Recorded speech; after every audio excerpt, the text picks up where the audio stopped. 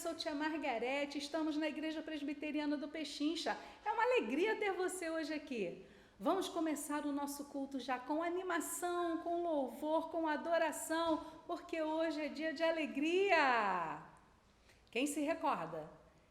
Vem com Josué lutar em Jericó, hey, hey, Jericó, hey, hey, Jericó. Vem com Josué lutar em Jericó e as muralhas ruirão. Novamente, vem com Josué lutar em Jericó, hey, hey, Jericó, hey, hey, Jericó. Vem com Josué lutar em Jericó e as muralhas ruirão. Suba os montes devagar, que o Senhor vai guerrear. Cerque os muros para mim, e Jericó chegou ao fim. Hey, hey, hey! Vem com Josué lutar em Jericó. Hey, hey, Jericó, hey, hey, Jericó. Vem com Josué lutar em Jericó, e as muralhas ruirão. As trombetas soarão, abalando céu e chão. Cerque os muros para mim, e Jericó chegou ao fim. Hey, hey, hey! Vem com Josué lutar em Jericó. Hey, hey, Jericó, hey, hey, Jericó. Vem com Josué lutar em Jericó e as muralhas ruirão. E as muralhas ruirão. E as muralhas ruirão. Hey! Uhul! Que lindo! Essa é uma música muito antiga. Lembra? Não, você não lembra que você é novo, você é novinho, você não lembra. Mas é uma canção muito antiga. Seu pai e sua mãe com certeza estarão lembrando. Tati? Oi, tia! Mas o que é isso, Tati? Que foi? Você andou mexendo no meu armário? Não! Como não? Eu tô vendo que você mexeu. Essa foi a roupa que eu me apresentei no domingo passado. É porque, tia, eu sou criança e criança gosta de mexer em coisa de adulto. É verdade. Eu tenho uma filha que vive mexendo em minhas coisas, andando com os meus sapatos. É mesmo, tia? Que legal! Um dia eu quero conhecer ela. Ah, vocês vão se conhecer sim. Olha só, você sabe que é muito bom ser criança? É, muito bom. Uhum. Então por que as crianças cismam de querer crescer antes da hora? É porque, tia, a gente acha os adolescentes, os adultos muito maneiros. Mas não queira crescer antes da hora, Tati. Viva a vida de criança enquanto você é criança, porque depois que você não for mais criança, você não vai poder fazer as coisas de criança. É verdade, né, tia? Porque quando eu fui num parque de diversão, falaram que eu não podia ir no brinquedo que eu ia quando eu era bebê. Você deve ter ficado chateada. Fiquei, era o meu brinquedo favorito. E olha só, você sabia que hoje não, mas esse mês é o mês das crianças? Sério? É dia de festa, é mês de festa. Iu! E você sabia que há muito tempo atrás teve um homem, Galdino do Vale Filho, ele era deputado federal e ele teve a ideia de fazer o Dia das Crianças. Você tem ideia de quando foi isso? Não faço ideia. Chuta, um ano. É 1900 e 504. Que número é esse? Que número é esse? Chuta um outro número. 2007. Menos. 2000. Menos. 1900. Mais. 1990. Menos. 1980. Menos. 1970. Menos. 1960. Menos. 1950. Menos. 1945. Menos. 1940. Menos. 1935. Menos. 1920. Acertou! Em 1920, o deputado teve a ideia de fazer o Dia das Crianças. Cara, Que ideia legal, né, tia? Agora eu ganho um presente todo ano, sem ser meu aniversário. isso é uma alegria. Que bom, Tati, que você consegue ganhar presente. Tem muitas crianças que não conseguem, mas ainda assim é o seu dia, o Dia das Crianças. Há 100 anos atrás. Muito tempo. Meu Deus, tia. Nem tinha previsão que eu ia nascer. Eu também, né, Tati? Eu não sou tão velha assim. Ah, tá. Pensei que você tinha, sei lá, uns 50, 40. Assim. Tá, 50, 40 até tenho, mas não tem 100, né, Tati? Ai. Tia, é porque assim, tem muita gente que tem 100 anos, então a gente confunde. É que vocês crianças acham que todo mundo é velho, mas não é não. Então, Tati, hoje, por estarmos já comemorando o mês da criança, nós temos uma surpresa. Sério? Hoje nós temos um convidado especial no culto infantil. Ai, esse negócio não tá te pinicando não, Tati? Tá pinicando. Ai, não sei falar, tia. Tia, não sei falar pinicando, tia. Falei, tia. Que bom! Então, o nosso amigo que vem hoje se chama Flávio. E ele vai fazer um quadro novo com a gente. Tia, que legal! Eu ainda não conheço ele, mas eu quero conhecer. Ele parece legal, né? Ele vai fazer um quadro novo. É, mas não é quadro de parede não, tá, Tati? Ah, pensei que ele ia pintar um quadro. E eu também não tenho certeza se você conhece ele hoje, mas eu vou convidar você a ficar aí bem quietinha no seu lugar, sentadinha, sem minhas roupas, com as suas próprias. Ah, tia, mas eu gostei dessa peruca. Peruca, ela fica tão bonita em mim, olha. Meu cabelo fica lilás. Eu queria pintar meu cabelo de lilás, sabia? Ah, você é criança não pinta cabelo. Não, mas os adolescentes tudo tem cabelo pintado. Adolescente é outro assunto, o assunto aqui é criança. Então, minha querida, depois da hora da palavra, nós vamos ter um encontro com o Flávio de Papo com o Pastor. Ele tem coragem de falar com o pastor? Aham. Sabia? Uma das crianças me contou que tem medo do pastor. É, mas por quê? Ai, porque ele tem uma cara de brabo, né? Ah, mas ele não é bravo, não. Ele é um amor e vocês verão isso. Então, agora, com a tia Márcia, é a hora da palavra. Tchau, pessoal!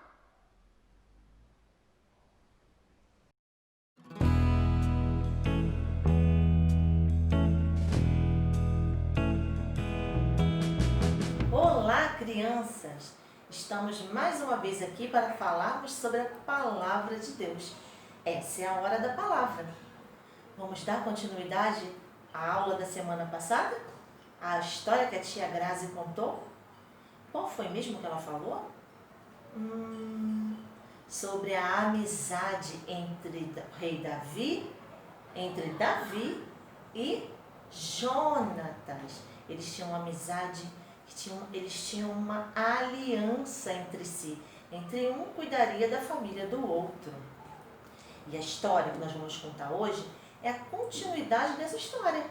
E ela diz assim, lá em Samuel 9, de 1 a 13, que Davi iria cuidar da descendência de Jonatas. O nosso versículo-chave de hoje está em Provérbios 17, 17, que diz assim: em todo tempo ama um amigo, e na angústia se faz um irmão.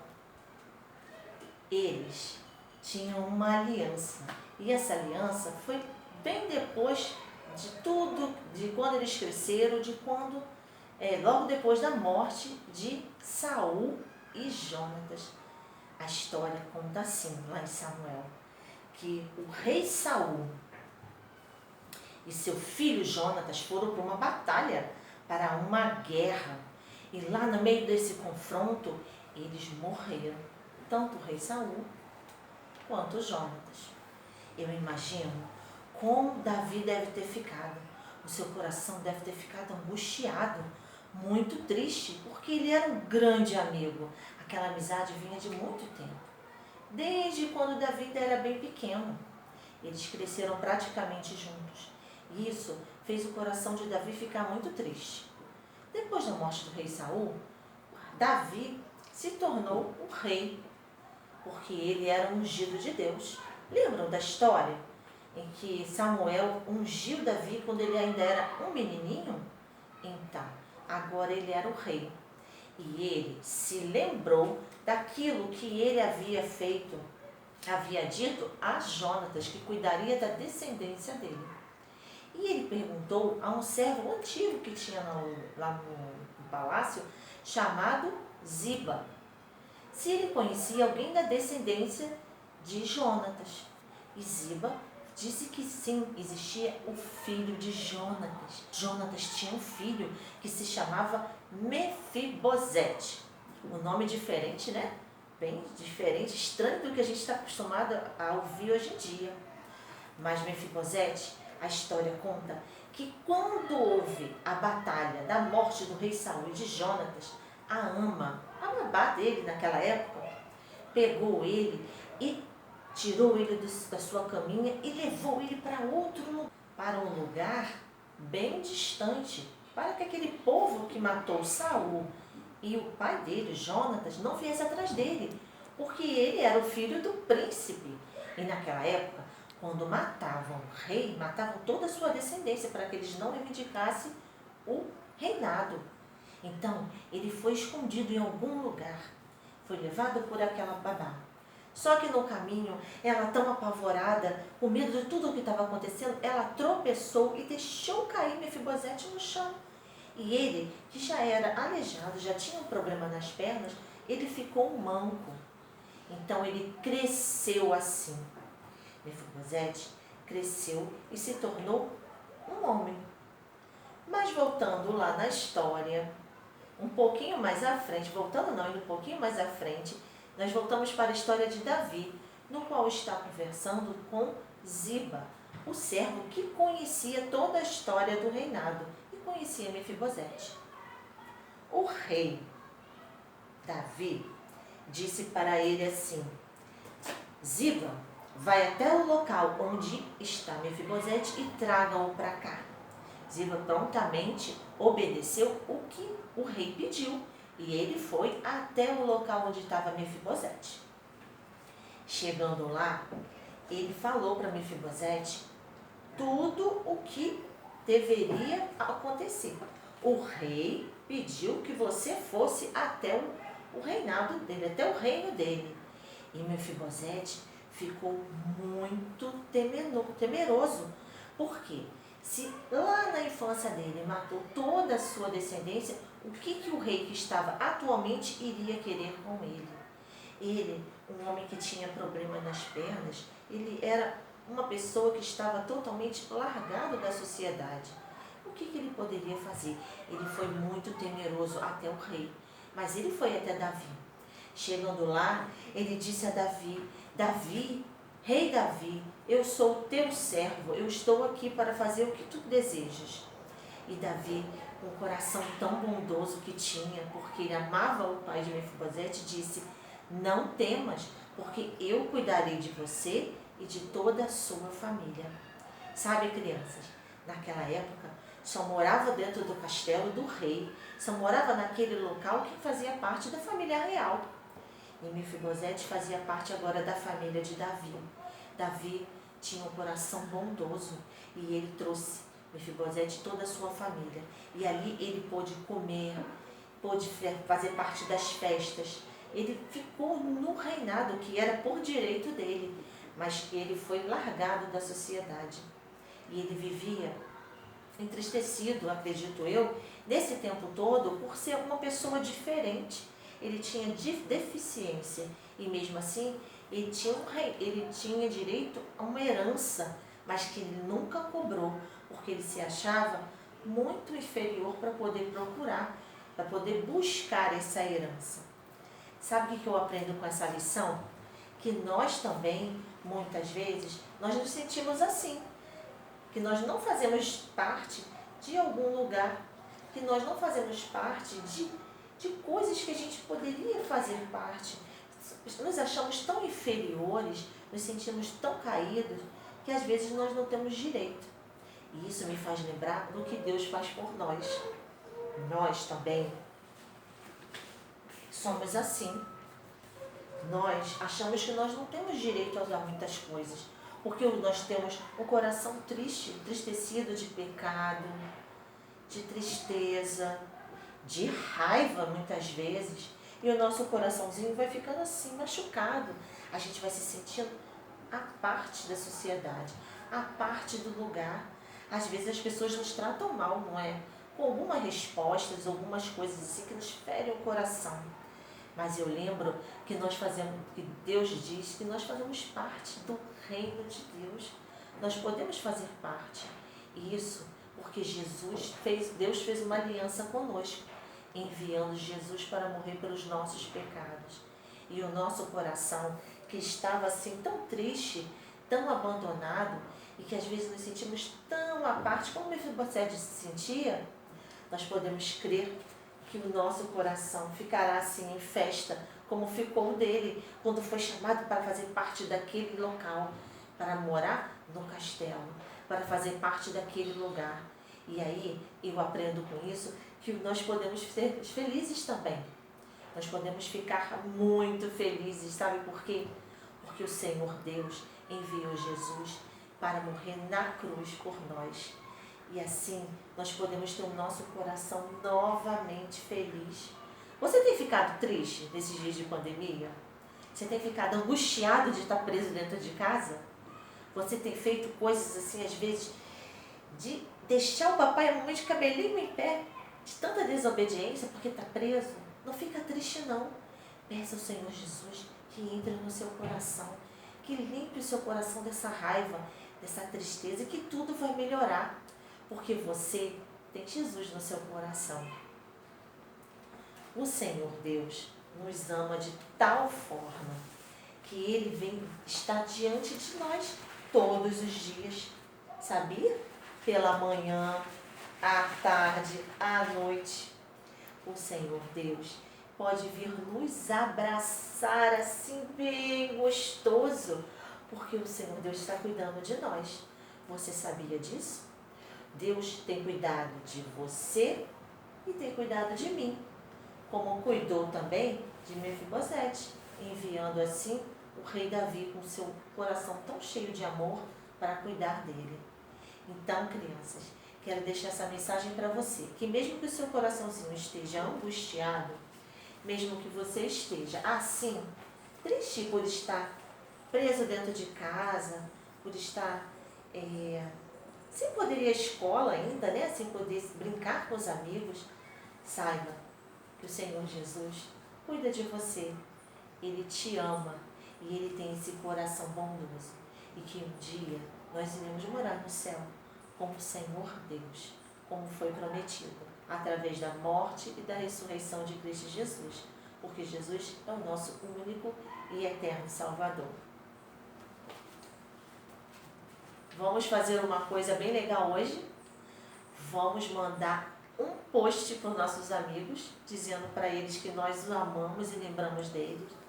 Deixa eu contar para vocês, essa semana eu recebi um post de uma amiga muito querida, dizendo que estava com muita saudade de mim. O meu coração ficou assim, ó, bem alegre, bem feliz. Tenho certeza que você tem algum coleguinha que esteja precisando receber essa mensagem, dizendo assim: oi amigo, estou orando por você, estou torcendo por você e vai dar tudo certo.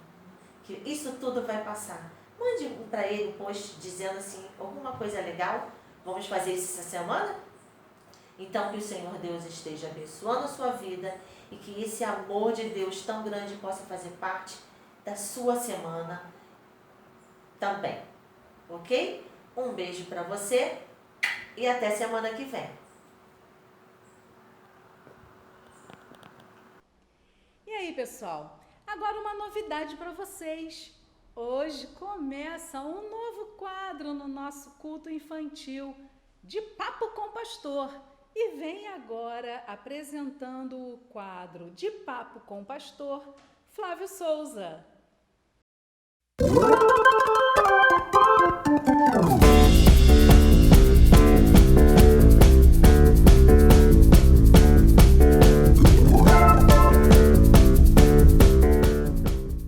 Oi, gente, aqui quem fala é Flávio, para a primeira vez do quadro de Papo com o pastor Fábio, da Igreja Presbiteriana do Pechincha, e eu vou fazer algumas perguntas para ele de curiosidades que eu tenho sobre o trabalho dele e como é ser um pastor.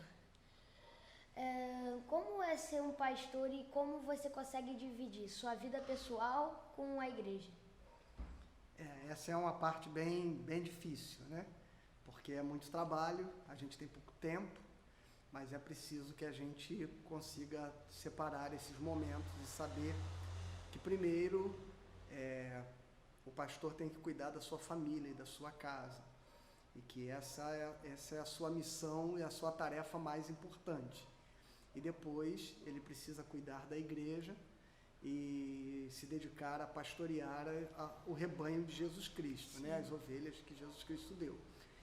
Nem sempre a gente consegue fazer as coisas nesta ordem, às vezes a gente mistura, confunde, se atrapalha todo, mas a gente vai contando com a ajuda de Deus, a gente vai contando com a ajuda das pessoas, a gente vai contando com conselhos, com gente que se coloca do nosso lado para poder dividir as tarefas. E assim Deus vai nos ajudando, nos dando sabedoria para a gente poder fazer a obra e ao mesmo tempo não abandonar ou não deixar de lado o nosso descanso, o nosso lazer, a nossa família, os nossos relacionamentos, porque, sobretudo, ser pastor é uma missão, é uma tarefa, é um ministério muito abençoador, muito gostoso, muito legal, mas se a gente se dedicar sem responsabilidade, sem o cuidado necessário, a gente acaba cuidando muito bem da igreja e cuidando muito mal dos filhos, da esposa, da família. Então a gente tem que fazer tudo com muita responsabilidade, fazer com que o tempo seja bem aproveitado, não gastar tempo com coisas que não são importantes. Essa talvez seja a tarefa mais difícil, a gente descobrir o que realmente é importante, o que eu tenho que fazer, aquilo que só eu posso fazer e aquilo que outras pessoas poderiam fazer no meu lugar.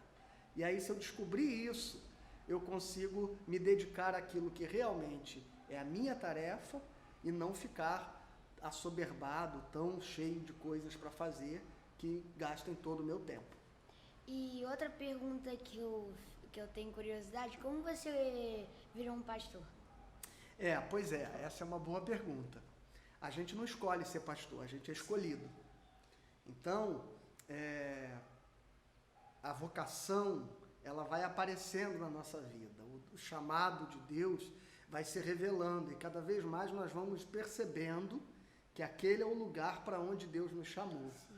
E tem muita gente que acha muito bacana ser pastor, muito bonito, diz assim, eu quero ser pastor. Na verdade, o meu conselho é o seguinte, se você sentir esse chamado no seu coração e você tiver dúvida se é um chamado de Deus ou se é apenas uma curiosidade ou alguma coisa que você admira e deseja também ser igual ou fazer igual, tem um segredo para a gente descobrir isso. É tipo assim, a gente tenta não ser, a gente tenta fazer qualquer outra coisa na vida. E aí a gente descobre que se a gente não conseguir viver sem desempenhar a tarefa de ser pastor, sim, então é porque a gente é pastor. Então pastor é uma coisa que a gente não é uma coisa, não é algo que a gente se tornou. Deus nos chamou e nos levantou para isso. E não tem como fugir desta vocação, não tem como fugir desse chamado. A gente, mesmo que a gente tente fugir, a gente vai descobrir que a gente não encontra paz, felicidade no coração, se não for desempenhando essa tarefa. Agora, se a gente simplesmente escolhe ser pastor, então é possível que a gente não consiga ser feliz e não consiga desempenhar essa tarefa do jeito correto, sim, porque é preciso que ela seja um chamado de Deus e não um desejo do nosso coração. E agora eu tenho uma outra curiosidade, que é a pergunta sobre a Bíblia. Como os filhos de Noé se casaram se não existia mais ninguém no planeta?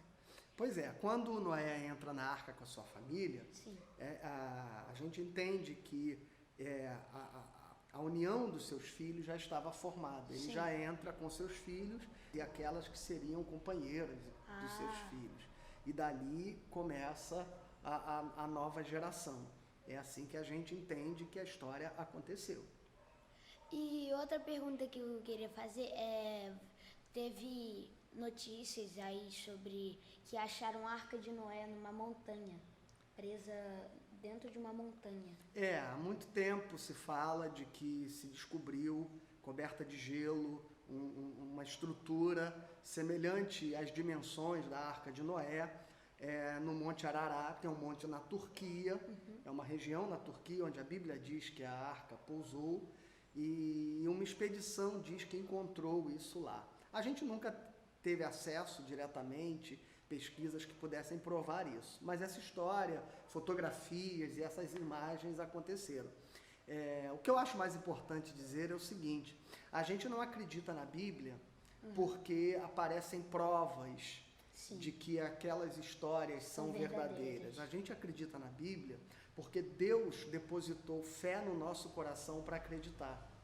E ainda que não hajam evidências, não hajam provas de que algo aconteceu, nós cremos na mensagem, sim, porque, sobretudo, a mensagem que Deus nos revelou, ela é que importa ao nosso coração. É aquela verdade que nos faz que faz a gente conhecer a Deus e conhecer a história do projeto, do plano de salvação que Deus tem para nós. Sim.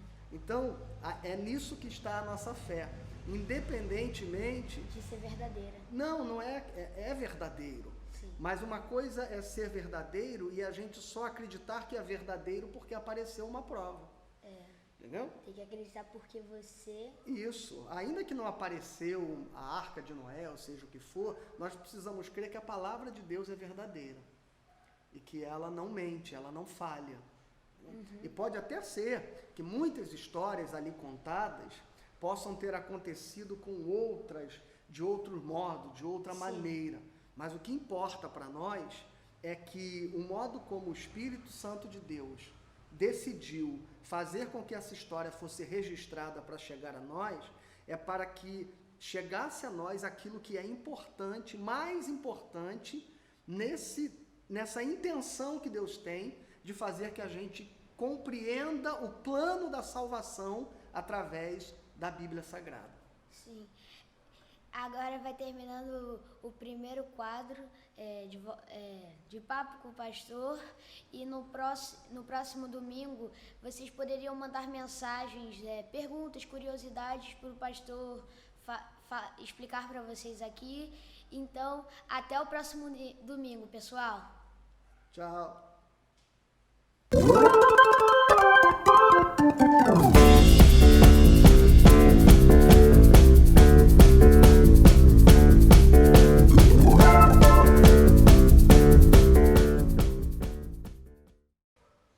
Como é bom termos amigos, pessoas companheiras que estão lado a lado conosco. Vamos orar que este mês das crianças seja um mês de muitas alegrias e felicidades para você e para o seu coração. Oremos ao Senhor.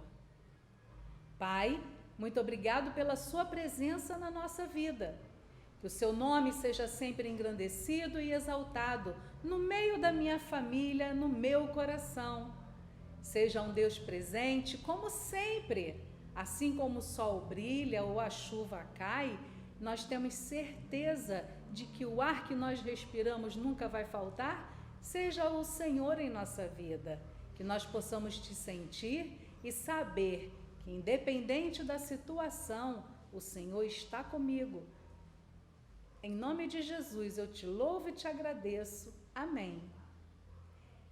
Ficamos por aqui. Espero que você tenha gostado da novidade e nos encontramos em breve, ou melhor, domingo que vem, se Deus quiser.